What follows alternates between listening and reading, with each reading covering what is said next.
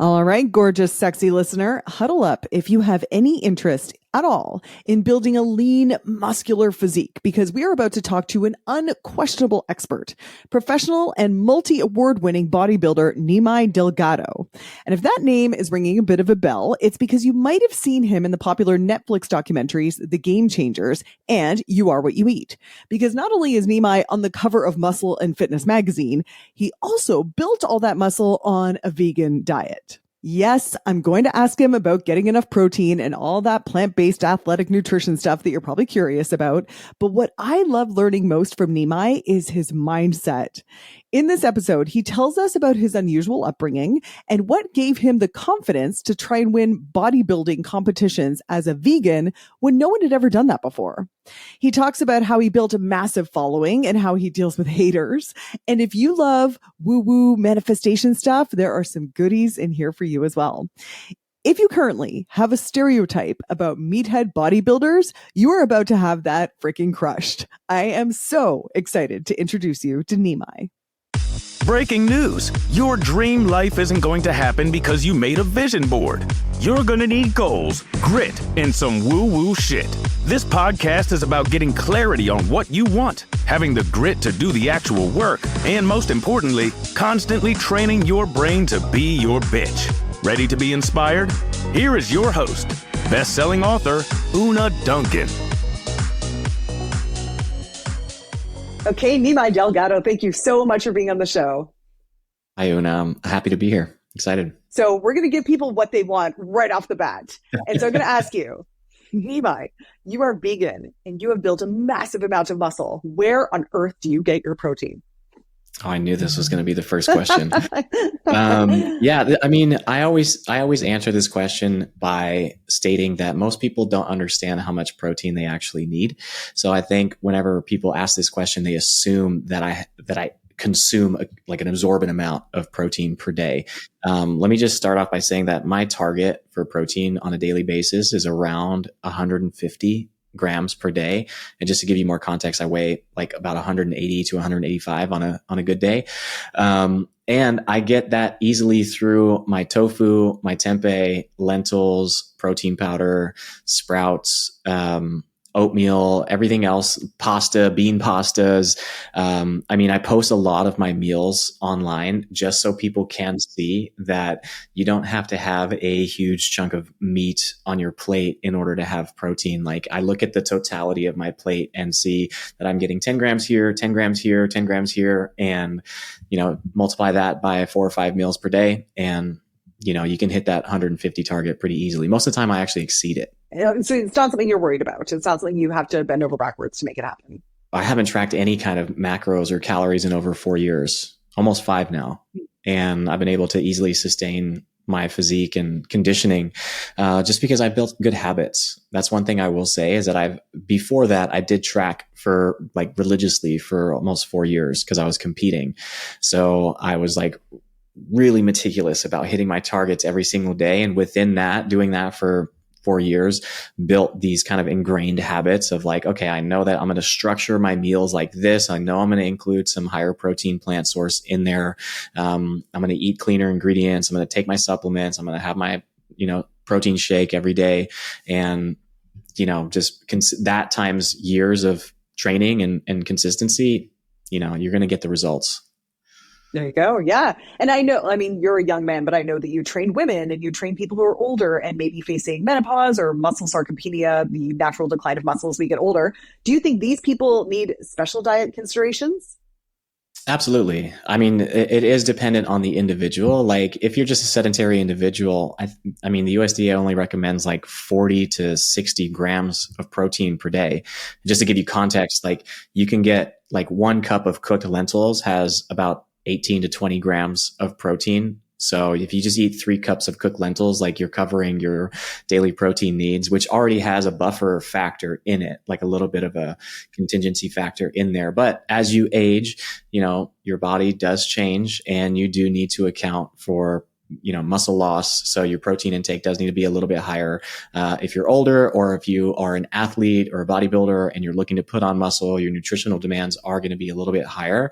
And for athletes and bodybuilders, normally the formula that I like to go off of is about 0.82 grams per pound of lean body mass as your target. So, that tends to be more than enough. And anything beyond that, unless you're running, anabolics, then your body's not necessarily going to convert that into more muscle. So you can just reallocate some of those calories that would have been spent on protein and reallocate them towards more carbohydrates, for fuel, or more healthy fats as well. There's a couple of things there that I think are interesting. So I think that the recommended daily allowance for protein by the World Health Organization, for example, is 0.8 grams per kilogram. And you're saying, well, let's do it 0.8 grams per pound to give us a little bit of extra. But then you specify per lean pound. So if someone is, for example, 200 pounds, but I don't know, 50% of that is adipose tissue. Yeah. Mm-hmm. So you would say go by 100 pounds?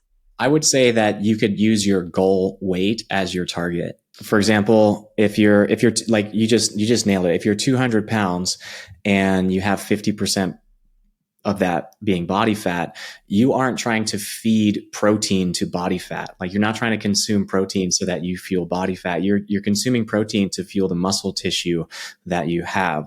So right away, these kind of blanket recommendations that say, you need most of the literature that you'll find on websites or fitness influencers online, they'll tell you anywhere from 1 to 2 grams of protein per pound of body weight. I remember whenever I started doing more research, this was back in 2013 when I was getting really into training and understanding how nutrition was playing a role into my ability to put on muscle and recover.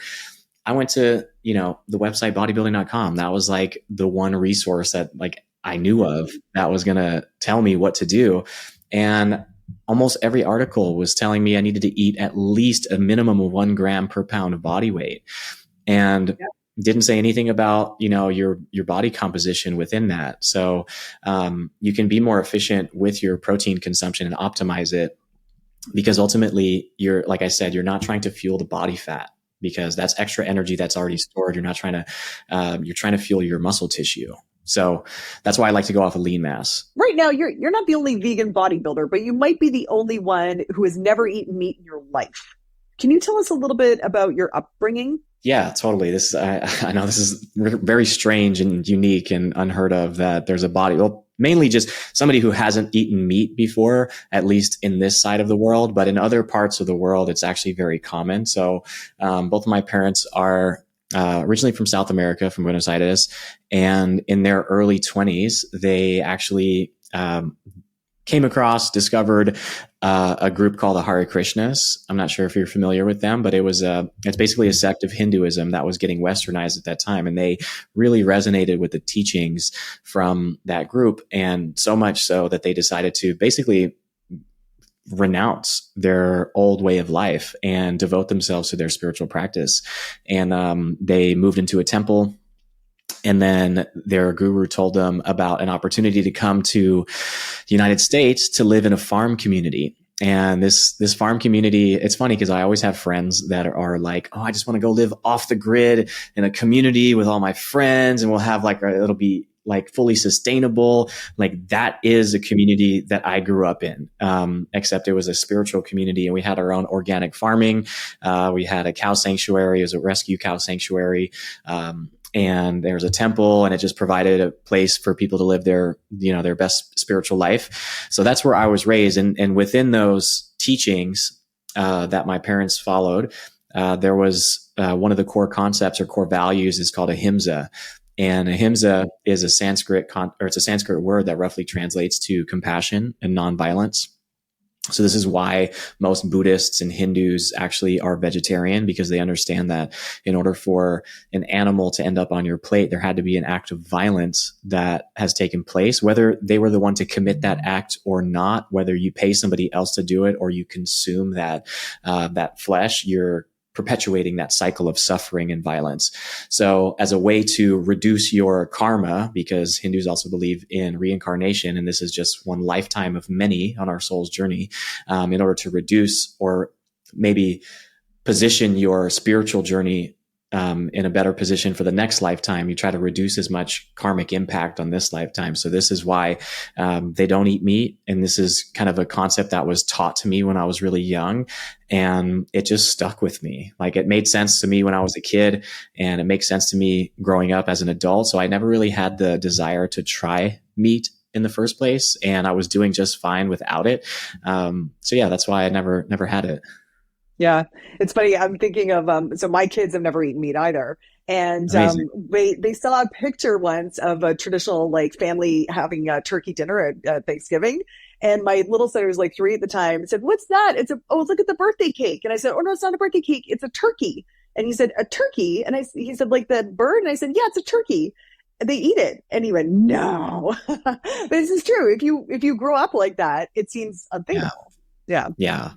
I mean, I think there's a reason why we bring kids to like petting zoos and not to slaughterhouses, right? It's like kids understand that concept pretty easily, that kids are pretty compassionate and they don't want to cause harm or suffering to animals. And then as adults, we kind of condition them and teach them that this is just the way that it is. And it just becomes so normalized to where, growing up, you don't really think about that. You kind of tend to have this cognitive dissonance around the food that you're consuming, because, we will preferably treat dogs and cats and some particular animals a certain way, and then other ones completely different, and just see them as commodities. So it's interesting, but I think that times are changing, and I think that people are becoming more conscious of where their food comes from, and trying to make more conscious, healthy decisions. So I have hope that we're moving in the right direction. So Nimai, listening to you talk, it sounds like you're pretty aligned with the way you grew up. You didn't have a big teen rebellion where you wanted to say, forget all this Hare Krishna stuff.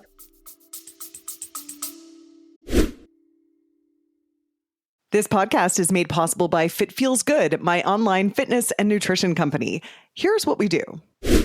I have so many incredible benefits from the MFA program. It literally changed my life. I have the book, Healthy AF. I'm absolutely in love with my life now. I find that the healthy habits that I built are amazing to go back to. The benefits that you're going to see as a woman in your 40s plus are things you could have never imagined. The key, which I know Una talks about over and over again, is loving your body now, not what you're envisioning it to be. Yeah, I did. You know what? I had an aversion to it growing up, just because I feel like the environment that I was raised in. I grew up in South Mississippi, which I know you live in Canada. I mean, Mississippi, for those that don't know, is one of the southern states in the United States. And it's just for context, it was the capital for the Confederate Army in the Civil War.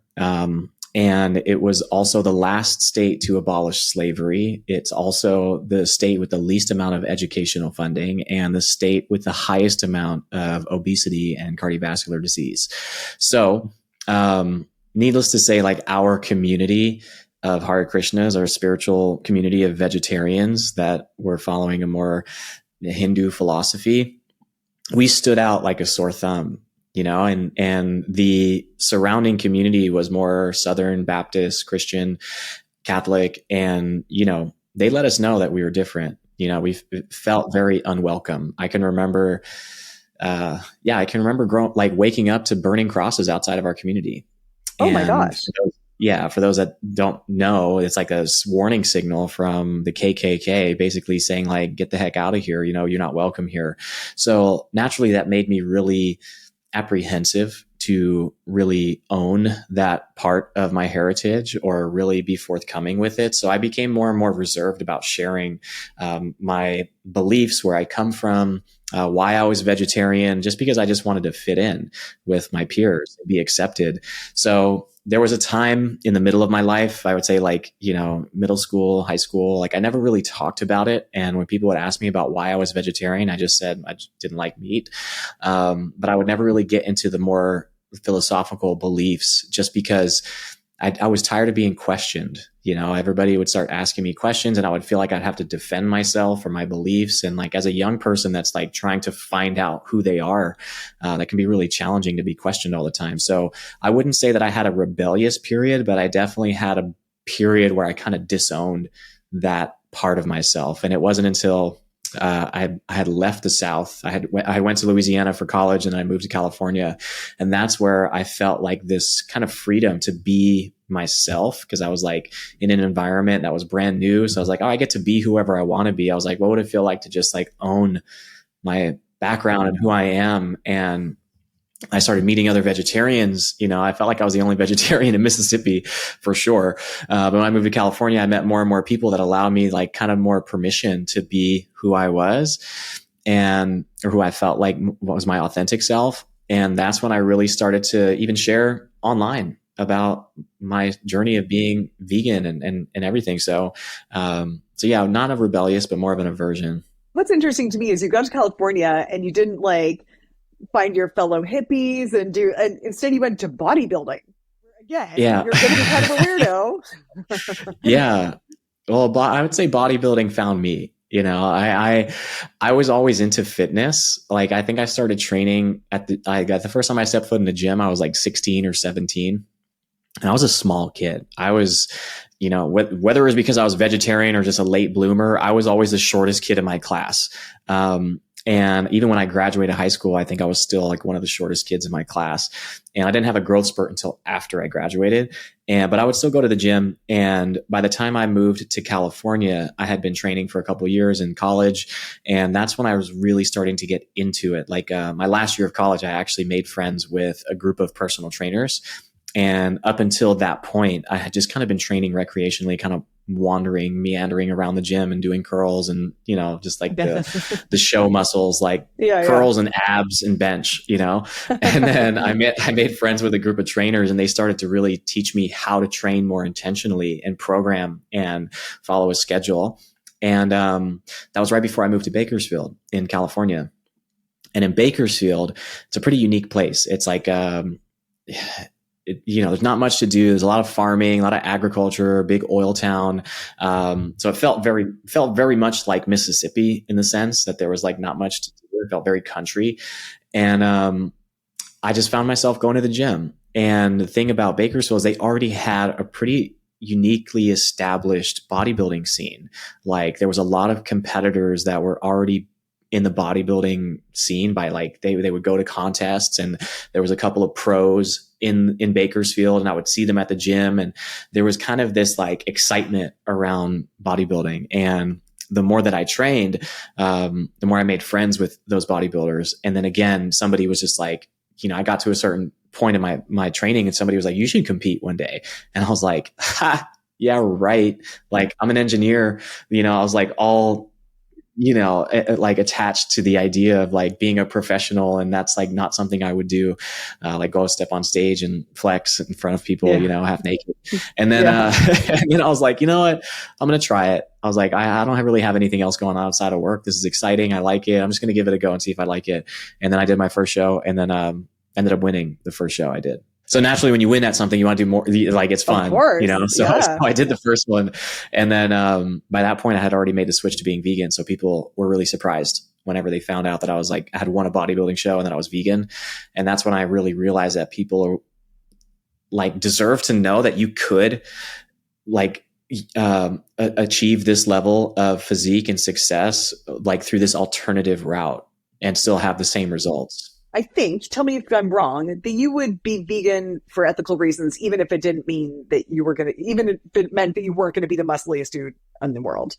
But I think you also think that it's actually helped you. Is that true? Do you think that actually eating plant-based is actually going to make you healthier and stronger?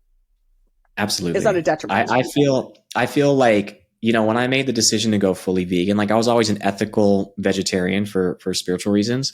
But whenever I made the decision to go fully plant-based was because it was an ethical choice. Cause I had seen a video that kind of showed what happens in a dairy farm. And it really moved me because I had always kind of justified eating cheese and drinking milk or whey protein and all the rest of the dairy products by saying that like, well, these cows aren't being killed, they're just being milked. But I had no idea the nature of the dairy industry and what actually happens to dairy cows. And all dairy cows end up in slaughterhouses and they're treated, with no regard of their well-being in the whole process. So once I saw the videos, I was like, I don't want to contribute to this. Like I saw it and I immediately felt shitty about, paying somebody paying somebody else to commit this act of violence towards these living creatures.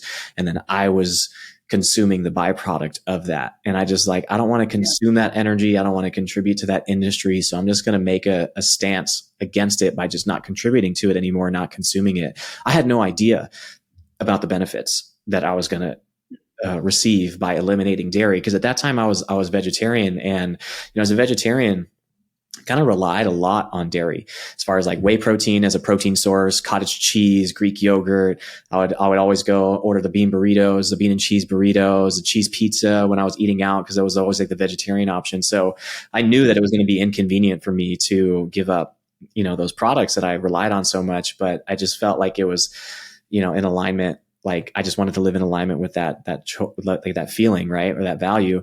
And then as it turned out, like after I started doing more research, because I was like, okay, what am I going to do to get protein? Like, is this going to affect my ability to train, or am I going to become unhealthy? Like, I didn't know. I was still very early on in my nutritional, understanding. And to my surprise, I found out that like 65% of the world's population is intolerant to dairy, including, Hispanics like me. So I thought that like my digestive discomfort, my gas, my bubble guts that I would have every single time that I would drink a whey protein shake, I thought it was just normal.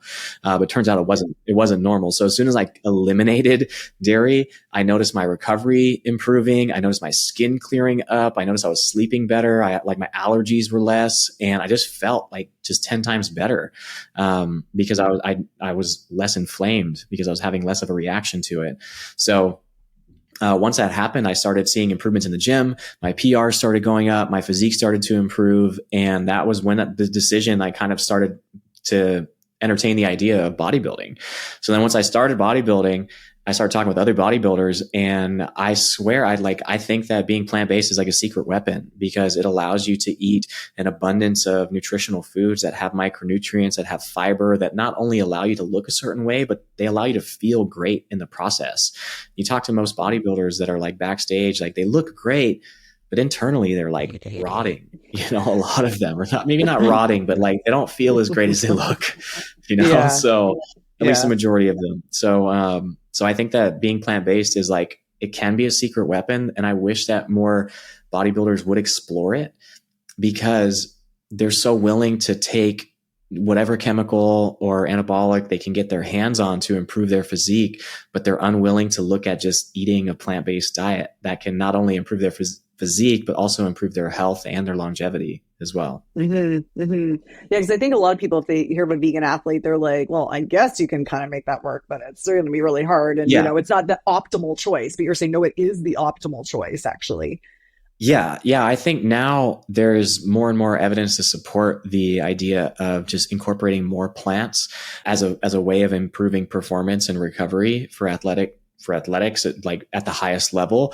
So you think about like Olympic athletes and how strict and regimented and how like willing they are to explore the latest technology, and like how they can just have a 10th of a second improvement on whatever sport they're doing.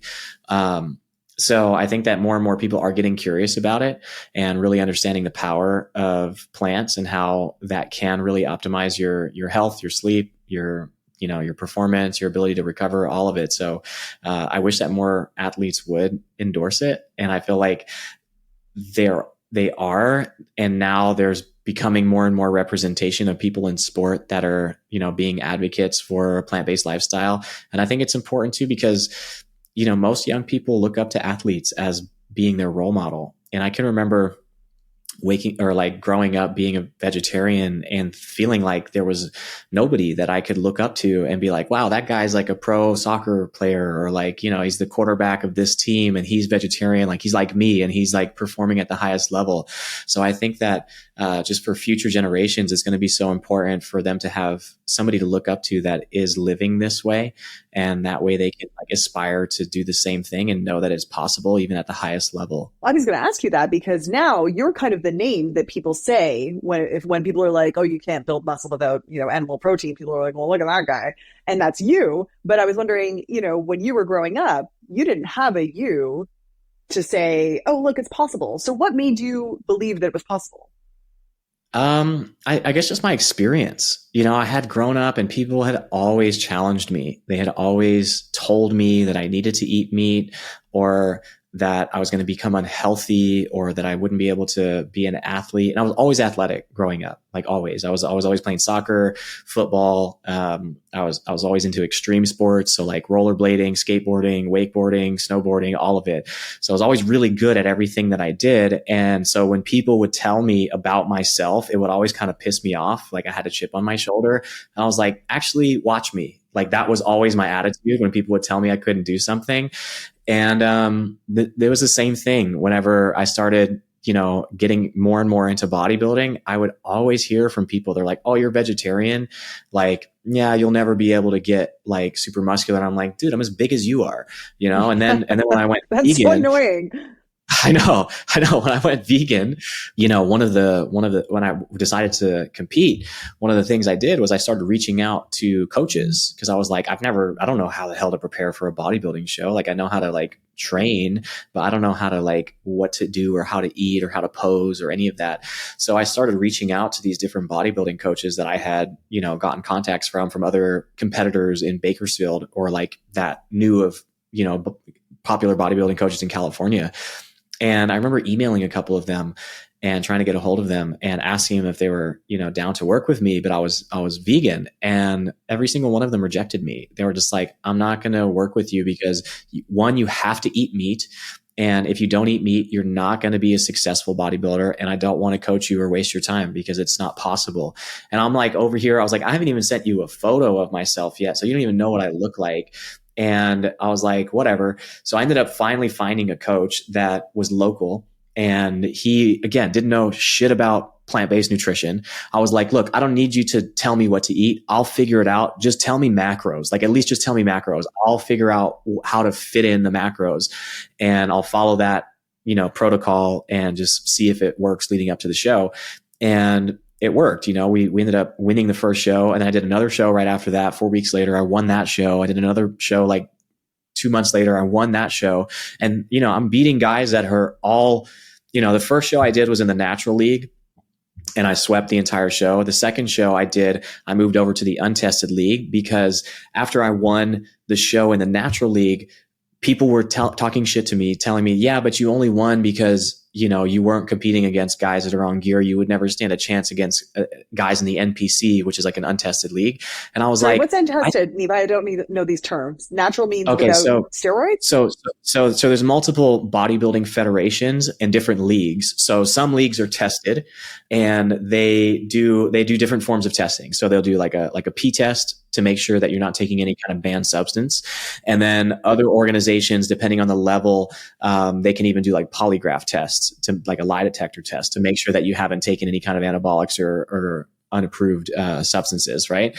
So I won in the untested or the tested league, and then I was like, at that time, I didn't feel like there was much exposure in that league, and I wanted to compete against the people that were, the top of the class. Yeah, exactly. So I remember winning, and then guys were just like, yeah, but you won in the natural league. You won't be able to hold your own in the untested league, which is like the NPC and IFBB. Like the NPC is the amateur league that feeds into the IFBB, which is the professional. It's almost like college and then professional, right? So I was very confident in myself. I was like, I think I look great. I've seen the other guys that step on stage. I think I can hold my own at least. I think I could be competitive at least. And the first show I did in the NPC, I ended up winning the overall. And I was like, okay, so I just beat out 60 to 80 other guys as a natural vegan. And now I think I could keep going. Like if I had this level of success at this show, I think I could get to the pro league. And then when I won at the amateur level, people were like, yeah, but you'll never make it to the pro league because you have to get on gear and gear is like another like slang for steroids. They're like, you have to get on gear. All the guys in the pro league are on gear and you won't be able to compete or get as big as them being a vegan. I was like, I think I can. Like, watch me. Like, if anything, it fueled me more. And then within a year, I think, year and a half, it took me to become a pro. And I became the first vegan pro at that level. And what a benefit to you that you have that impulse whenever someone says you can't do it. I mean, a lot of people are like, okay, and your response is, watch me. Which I can imagine that really has served you in your life. I mean, I have maybe a delusional amount of self-belief at times. And I think it's definitely helped me in my career. But I really do believe in myself. Like everything that I've ever really given my effort to, I've been able to achieve or accomplish. And I think that like having that level of self-belief, it really drowns out the noise. Like when people would tell me what they think is possible for me, I would immediately say like, that might be impossible for you, but don't project that onto me. Like I know what I'm capable of and you might not be capable of that. And that's okay. But don't put your limiting beliefs onto me because I don't believe them, and that was something that really served me, especially in the bodybuilding scene. Just because I would hear it over and over again. And I'm like hearing it from guys that have been competing for 5 years and they never made it to the pro level. And I'm like, that's on you, like that's your experience. That's your experience. And like, I'm a completely different human than you are. And I believe that I can. And, it happened to work out for me. And bodybuilding is it's a really interesting sport because it is subjective. So it pretty much like depends on who shows up that day. You have no control over who shows up at a bodybuilding show. You don't know. So you can't possibly prepare for who to compete against. And people say it's a competitive sport. You're in competition with yourself and that's it. Like you can't control what anybody else does. You can't control what they're eating, what they're taking, how they're preparing. All you can control is what you do and how you show up that day and what set of judges like you that day. And that's it. So I was blessed enough to show up on the right day and bring the right package and earn that pro status in 2016. And then I did, I think 10 other shows at the pro level and I did pretty well. I placed top 5 in majority of the shows that I competed in. And for anybody that's competed at the pro level, like just to beat one other pro, because they all look great. Like everybody on stage is like top 0.1% physique. So sure. It's an accomplishment in and of itself just to step on stage. You told me once, people are always asking about my physique, but my physique is a result of the way I show up. And the way I show up is a result of the way I think. And the way I think is because of how I grew up. Can you tease that out for me a little bit more? So I always like to talk about like your mindset is the foundation for everything. Like frequency precedes form, right? So think about like frequency precedes form. So what you think of it, like thought precedes reality. So your thoughts, like manifesting is whenever your thoughts turn into reality or turn into physical form. So what you think about most frequently, you'll tend to get. So I'm a big believer, this, we talk about the law of attraction all the time.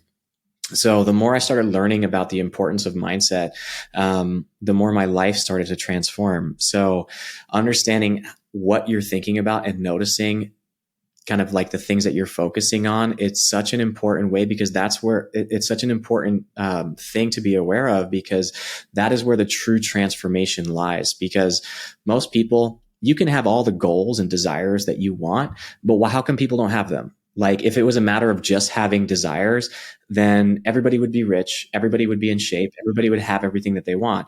There's some reason that you're not accomplishing, acquiring, or doing the things that you want.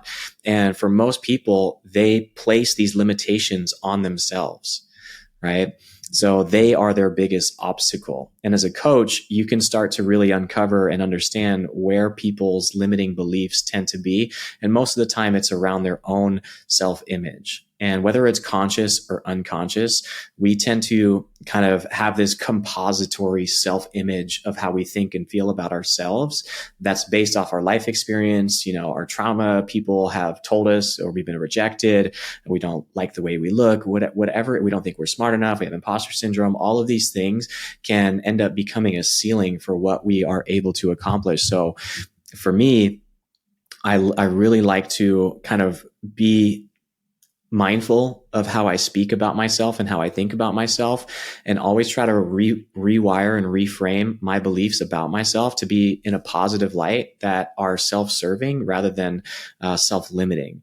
So the way I show up for myself, for my career, for my relationships, it's all a byproduct of how I feel about myself. So I love taking care of myself. People say that being selfish is like a negative thing. I think that we as humans, we have to be selfish at times, because the best way I can show up and serve other people is when I feel good, when I'm in my highest self, like when I'm like fully aligned, I'm healthy, all of these things that allow me to show up for my business, my relationships, my clients. So yeah, it's definitely a symptom of how we think.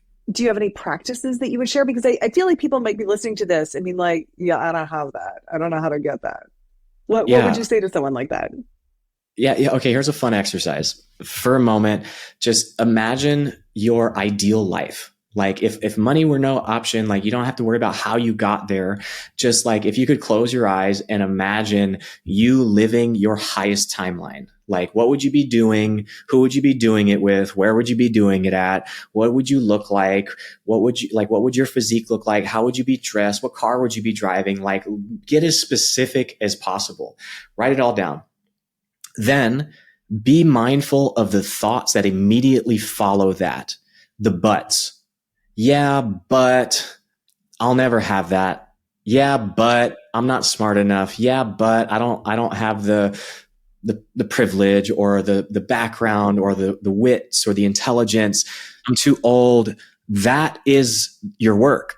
Like that's where you start, right? That is the gap, and that is your assignment, that you get to close that gap and really know that you are capable. The fact that you have the desire for it means that you have the capability to achieve it, to do it, to have it, whatever that is. And the more that you convince yourself that you don't is the reason why you don't have it, and it's only things like people are like, okay, well, yeah, I can say that I want $1 million, and it's like, okay, you say you want it, but you're convinced that that's an impossibility for you. I can hear it in your voice. There's more doubt and disbelief in your voice when you say that than belief. So learning how to, like, if it's a 50-50, like over here is complete self-doubt, over here is complete belief. If you can just learn to start landing on this side, always on like the positive self-belief, you'll start to see how much your world changes, and stop concerning yourself with the how. Just get really clear on what. Like, what is it that you want to accomplish or be or do or have? And just trust that it's going to happen, and just keep focusing on that. Concern yourself less with the how. The how is going to figure itself out if you get really clear on the what. So if someone does this exercise and they come up with a yeah, but, and it's, for example, yeah, but they believe that in their soul, or yeah, but teachers don't become millionaires, or whatever it is. So what would be the next step to start to interrupt that belief, just to put a little bit of a seed of doubt of that absolute reality for them? I mean, most people look at their history. They look at their history to find evidence to support the belief that they already have, right? So they're just like, yeah, well, I wanted this in the past and I got rejected. So that means that I'm going to keep getting rejected. And it ends up becoming this like self-fulfilling prophecy. But for example, the one that you just said, it's like, yeah, but teachers don't end up becoming millionaires. I know teachers that are millionaires, like right away, that's negates that evidence, a piece of evidence. Like, learn to look for the evidence that supports that belief. If you want it and you don't think that you're powerful, like instead of looking at all the reasons why you're not powerful, look at your life and all of the evidence that you have to support the belief that you are powerful and you are capable, you are disciplined, you are intelligent. Age doesn't matter.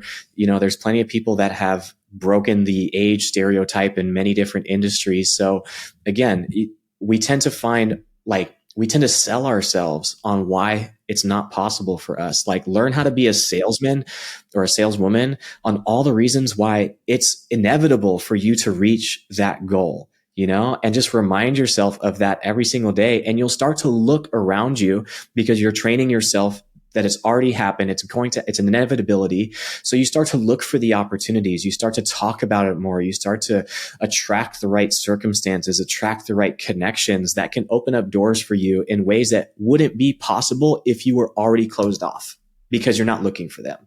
So right away, you start to look for the evidence to support the beliefs that you are going to accomplish whatever it is that you desire. I love it. Thank you. So we talked about goals, and we just talked about some woo-woo shit, which I love. And I wanted to talk about grit, because I was scoping out your Instagram in preparation for this interview. And you'll have a post, Nimai, that's like so simple, so neutral. You'll be like, here's what I look like, and here's what I eat. And some of the comments are like just venomous. Like, give it a year and watch your face fall off because you haven't had any meat. Like, literally, watch your health deteriorate. You are misinformed. Dr. Gabrielle Lyon says we need meat. Or have you heard of this doctor who said this? Or I went vegan once and all my teeth fell out and blah, blah, blah, blah, blah. So like, I have so many questions about this. One, why are all these people following you? And if they hate what you stand for so much. Two, why did they feel so threatened by your assertion that your life is working well for you? Three, like, are you so exhausted with defending this? Or just tell me a little bit about the grit, or maybe this doesn't require any grit from you at all. No, it does. It does. I would say maybe resilience, right? Because I wasn't always so resilient. I used to, like I said, be very concerned with being well liked or fitting in or being accepted. And as my following started to grow, back in 2015, I remember the first comments that I would get early on about being a vegan in the space, just talking. And I've always been very neutral in the sense of like, I don't come at people for living differently than me or choosing to eat meat. Like, all I do is try to share my experience and share what's working for me and show that there is this alternative way of living that has these benefits and can yield this result. And also, by the way, is supported by a ton of literature and a ton of science that shows it's also better for the planet, for your longevity, for the health, for the animals, all this, whatever. But I'm just talking about my experience. So here it is, right? And I remember the first comments that I would get from people that were talking shit about me. And I'm just like so taken back. I was like, literally like so affected by it. And I was just thinking to myself, like, what did I do to you? Like, I haven't done anything to you, and yet you're personally attacking me for no reason. It would really bother me. And then I started to slowly just learn to accept that people are always going to have their opinions. And anytime you have an alternative way that's not the norm, that's not the socially accepted thing that everybody else does, you're going to receive criticism about it.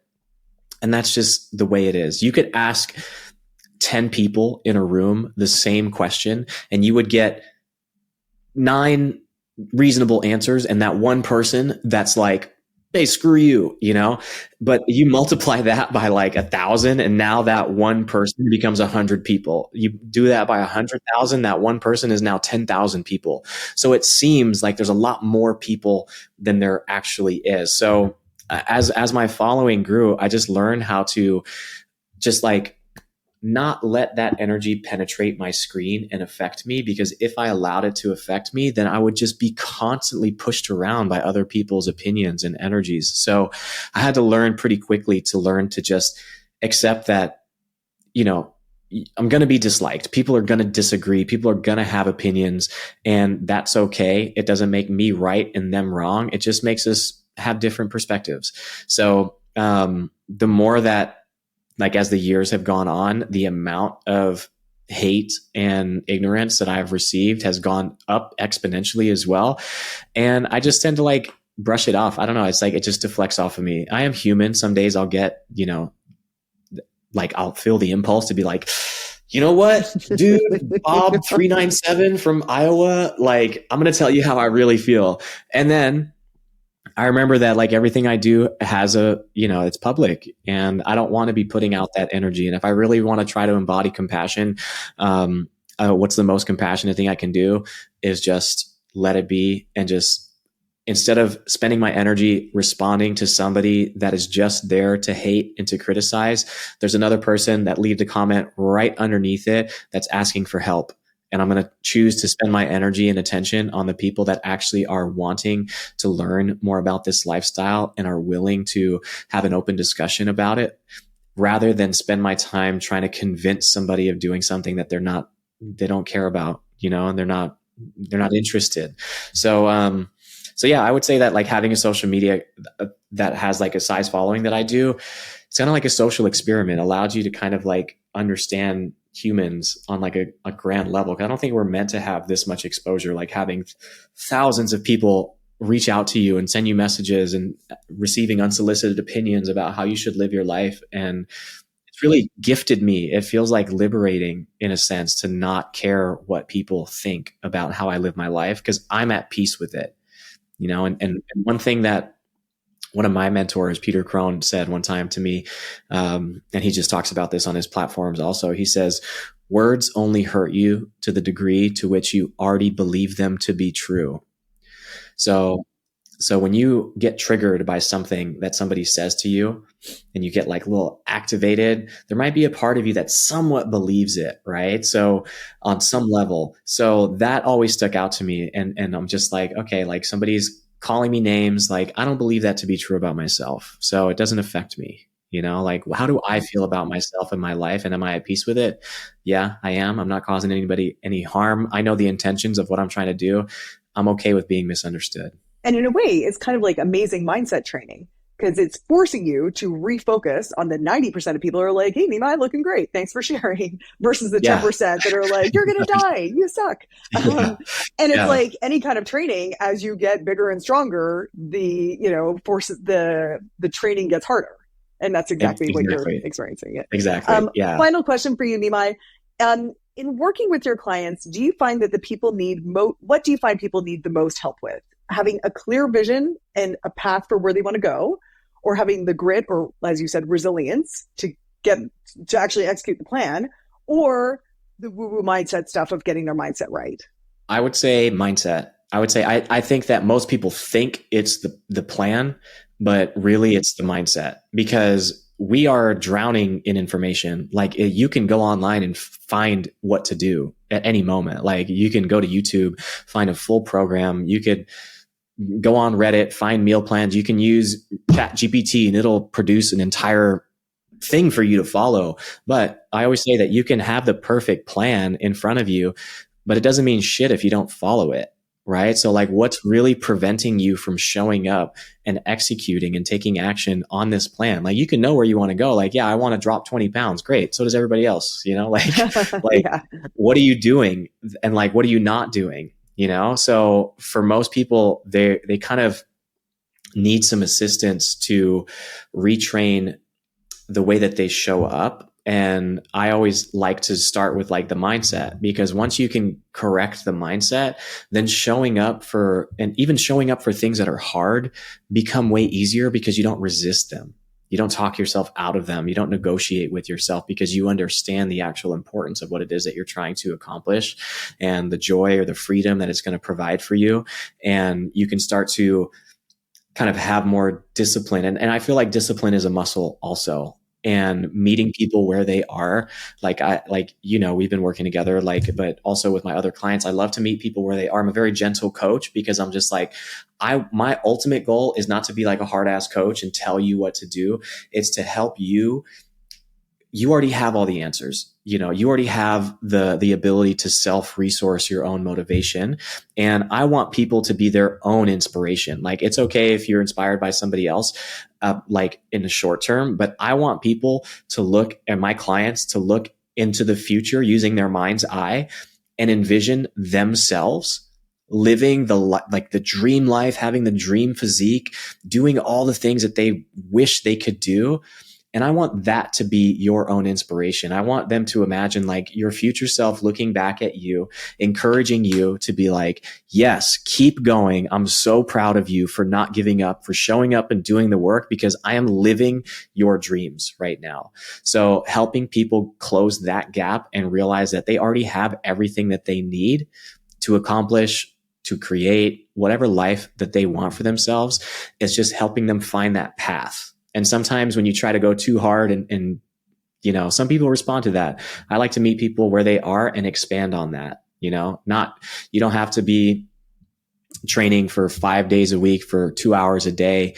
If you can only make it to the gym a couple minutes every day, that's great, and just like, how can you expand on creating good habits and exercising that discipline until that discipline muscle gets stronger and stronger, and then you can take on more and more. Mm-hmm. So yeah, mindsets, I think it's the most important place to start. Yeah, I agree with you on that. I know that people are going to want to hear more from you, learn more from you, of course, see what you eat every day and how you get your protein. So how can people keep in touch with you and learn more from you? Yeah, just find me on any platform, Nimai Delgado. I'm pretty easy to search just because there's not too many Nimais. Right. So I'm on YouTube, Instagram, TikTok. I haven't posted on Twitter in a while. I do have a podcast. I put that on pause, but I do have a ton of really great episodes on there with plant-based doctors and athletes, and we talk about all kind of different topics. So be sure to check that out too. Well, thank you so much for doing this podcast. I appreciate it so much. I love our conversations. Always, Una. Thank you for having me. Well, what did you think about Nimai? He is honestly one of my favorite people to talk to about achieving goals. And he mentioned a tool in this interview that I just wanted to highlight in case you missed it, because I think it's so powerful. So he said, think of your dream, that thing that you want more than anything, and then notice the yeah, but that comes up. So you think, oh, I'd love to start a business. Yeah, but I'm too old. Yeah, but the market's too crowded. Yeah, but I don't know anything about technology. And all those yeah, buts are your bullshit. And he didn't say bullshit. I'm saying bullshit. As I define it in my book, Healthy as Fuck, your bullshit is the stories you're telling yourself that are keeping you stuck.